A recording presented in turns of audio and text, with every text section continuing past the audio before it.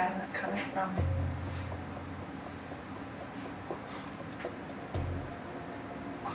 I think I'm crazy. Why do you think that? Because if I must have done something bad, I wouldn't be here if I didn't. In this video, we investigate a psychopathic rapist who did the unthinkable to his victims.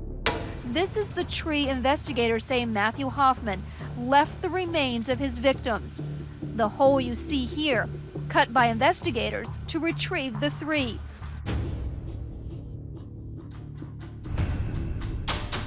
The year was 2010 in Knox County, Tennessee. Tina Herman had 2 children. One day, she suddenly did not come to work, which was very unusual as Tina was an employee who had never missed a day. When she failed to show up for work the following day, her boss got a feeling that something bad had happened to Tina. Her boss followed her gut and decided to visit Tina's house. After ringing the doorbell multiple times with no response, she decided to let herself in through a rear window. What she was met with was not a sight for sore eyes. She saw blood leading from the front door, through the hallways, back into the bedrooms and to the bathroom. She immediately called 911.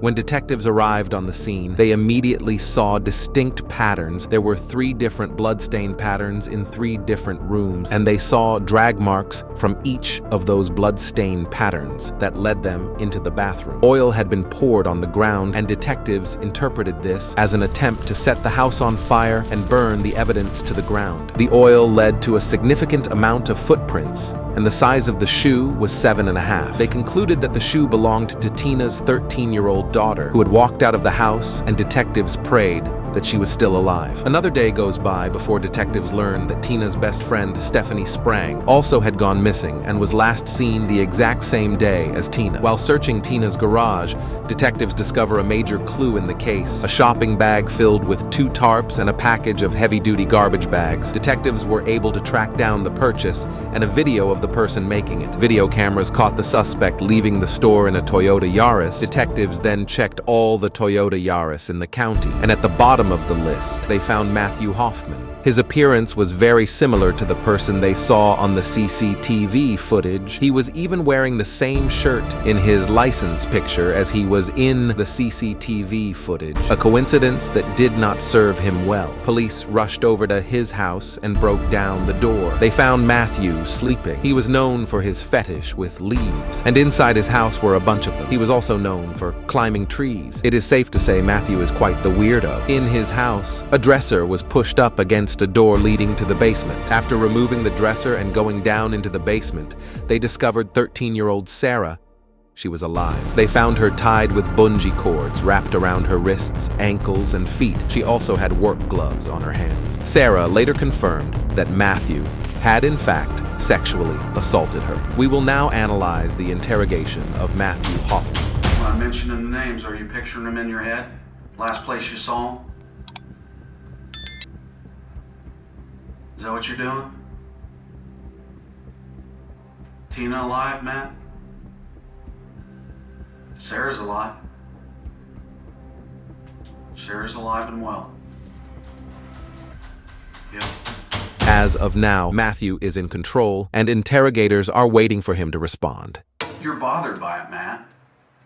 I can see that. I can see you swallowing hard. I can see you holding the tears back. Every now and then, one escapes and you can't hold it back. That's what's happening. You know it, and I know it. Let's get him back home, Matt. House was a mess. Blood all over. Be pretty stressful at the time, I'm sure. Just trying to figure out what may have went so bad that you couldn't turn around and walk away. There's family members out there of other people, and all they want is closure. That's all they want. They've been up for days like you and I have, you know? Heart hurts. I don't. Is that your heart? You're saying heart? Broken.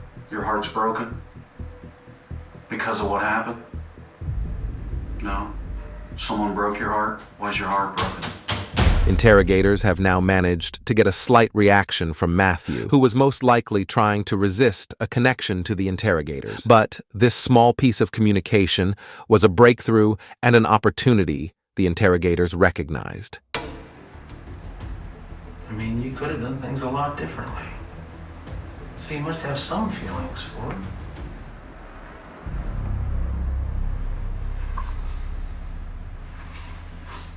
But I mean, just shutting it out isn't going to help you find any answers. If Sarah matters to you at all, it's not going to help me give her the answers that I promised I would try and get.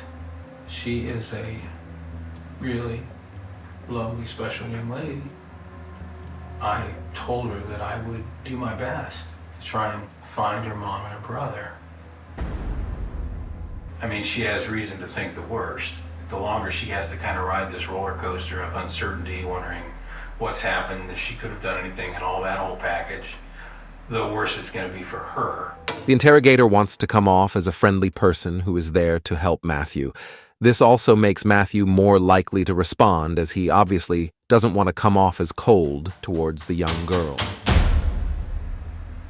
If you didn't care about her, you could have just killed her too. I knew I must have done something wrong. And I found her in my house. She tied up. And so I took care of her. At what point did you find her tied up in your house? Thursday. Did you ask her? Did you speak with her about, what happened? How did you get here? Anything like that? She said I'd done it. I figured I had done something I didn't know. I just could try to put pieces together. The detectives let Matthew return to his cell for 25 hours to collect his thoughts before bringing him back for interrogation. Where's the sadness coming from?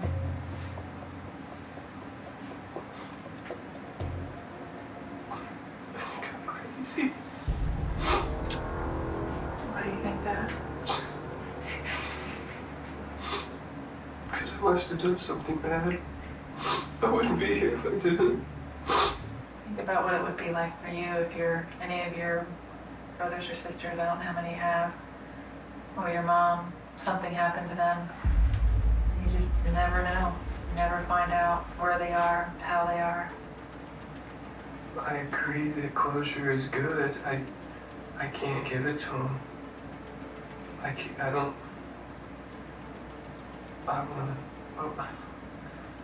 want to know what happened.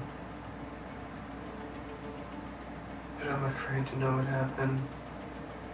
It's clear that giving Matthew attention from a female is working. He wants someone who can be his ally, and he may think it's easier to manipulate a female into thinking that he's just a poor guy who doesn't know what he did to his victims. I know this is hard. I'm not in your shoes, I can't completely understand. But if they're out there somewhere and can be helped, if you're the key to that, they may still be alive. If they're not, they need to be put to rest. Matt, don't go away. Stay with me. You don't have to talk about it, I just don't like to lose you. Let's at least be able to stay here with me. What are you thinking about?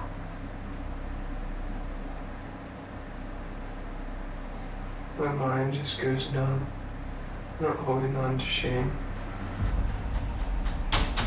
The interrogator is trying to get Matthew to relax and make him think that she's interested in how he's handling the situation. People will forgive if you're honest. And try to help as much as you can. That goes a long way with most people. This is too big for forgiveness. They decide to put him back in his cell and continue the interrogation the next day.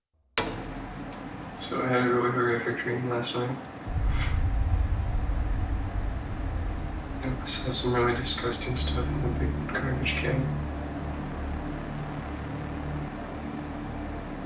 I was hoping I could make up some excuse for you guys to kill me. I made up that just so I could... Matt, I don't believe that, Matt. I don't believe it. I think that you know. After 12 hours of interrogation, Matthew requested an attorney. He made a deal where he pleaded guilty and showed them where he put the bodies, and in return, the prosecutors couldn't recommend the death penalty. This is the tree investigators say Matthew Hoffman left the remains of his victims. The hole you see here, cut by investigators to retrieve the three. If you are interested in this type of content, you should click the video on the screen because it's really good.